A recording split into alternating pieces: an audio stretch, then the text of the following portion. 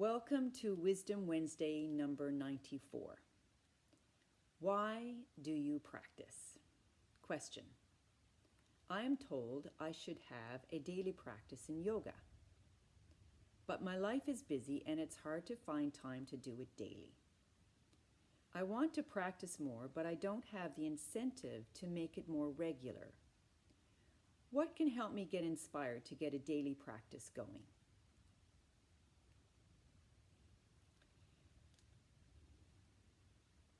Okay. Do you know why you are practicing yoga? If you could get in touch with your purpose, the reason why you practice, then you would have the power to break the tummus in your body that keeps you stuck in building a daily practice. The why, the purpose. You want to be in touch with the bliss. That's why you practice daily. So you have to get a sense of the experience of union. Yoga is union. So you have to get in touch with that experience, that when you are going, if you are in the practice of union, then the results are going to be the experience of union. And what is the experience of union? Bliss. So I suggest that what you do is the next time you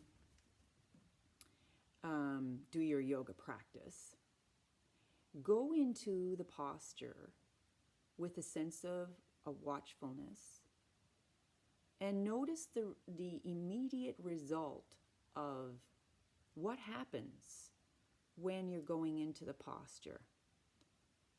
There's a sense of awareness, you're breathing more. And then when you hold the posture, stay there and breathe and notice how the channels are starting to get opened up. And there's a sense of relaxation, a release, tension is dissolving. And then particularly after the yoga period, a half hour, an hour and a half, then put your attention on the effect, the after effect, the effect that you're having in your body, in your mind, in your soul, in your spirit. And remember that every time you do your practice. And then when you remember it, compare it to when you don't do your practice. And then say, yeah, when I do my practice, I feel these effects. When I don't do my practice, I feel tight, I feel congested, I feel confused, my mind's not flowing freely. So you do this before and after, or when you don't do it, and then when you do it, check in. So you need to be conscious of the reason, the purpose, because that's the driving force behind the practice. You can do your practice daily because you want to, you're inspired to, because life is not fun without it. Now imagine if you decided to practice not only the yoga, but you decided to bring the yoga lifestyle 100% into your life. Imagine if you applied your attention in all the areas of yoga. And there's lots, and I'm just going to name a few.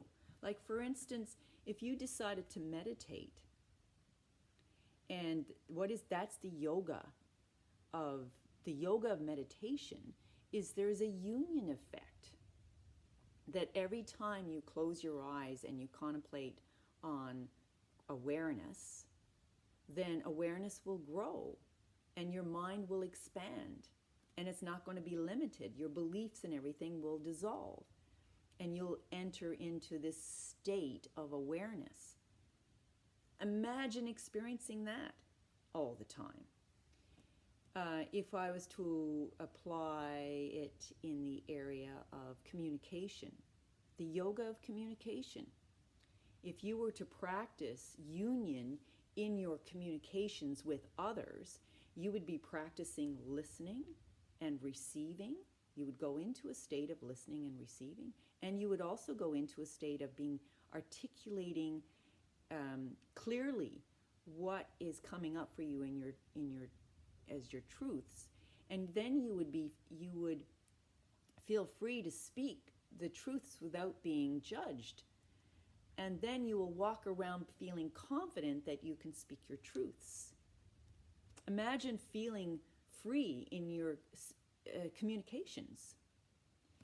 And the yoga of bhakti, which we call devotion or love, I call it the yoga of the heart. Imagine that you are practicing union in your heart. So that means everyone you see, the whole world, you are loving them. And because you are practicing love towards all beings, you yourself will be experiencing love. Imagine that. So there's the bliss in the practice is the doing. And then there's this effect that happens not only after you're doing the practice of yoga in all these different areas, but then you start to realize that you're experiencing the bliss as you practice. Another area is the yoga of action, karma. Imagine that everything you do, you're applying, you're giving your energy, and at the same time you're giving your energy, you're acknowledging it's the divine's energy that is doing the action. Then you're surrendering up the ego.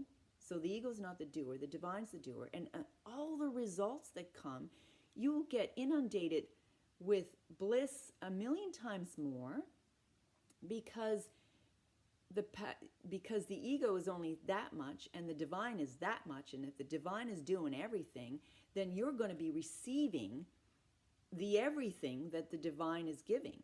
So the yoga of action is bliss.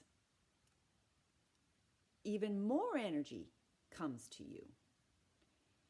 Another area that you can practice yoga in, the yoga of union, like unity consciousness, is the area of your intellect. Imagine that you are applying, using your intellect, you are studying the scriptures, which is written by people from an enlightened state of consciousness, and you're reading their words, or you're listening to live people alive now speaking from that enlightened state, and then you're applying these heightened truths to your own life and studying your own mind and patterns and watching the limitations and working with that on an intellect level. Imagine living that state of ability to know the difference between what works and what doesn't work, what's true and what's not true. You'd have that power of discernment in your life. So what I'm saying here is that, why do you practice? You're practicing because you're receiving the bliss. The bliss is the experience of the union.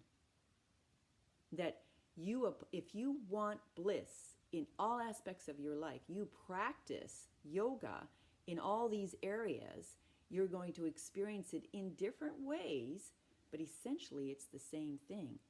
So yoga is what they call Sat Chit Anand. It's consciousness. Sat is truth, existence, pure consciousness, and pure bliss. All together that's the reason why we practice yoga, is to experience the bliss of that state that is eternally ours and yours. Yeah, that's why you should practice. So remember that it's the bliss while you're doing your practice. Get into this state of bliss. That's it for today's Wisdom Wednesday. See you next Wednesday. Bye.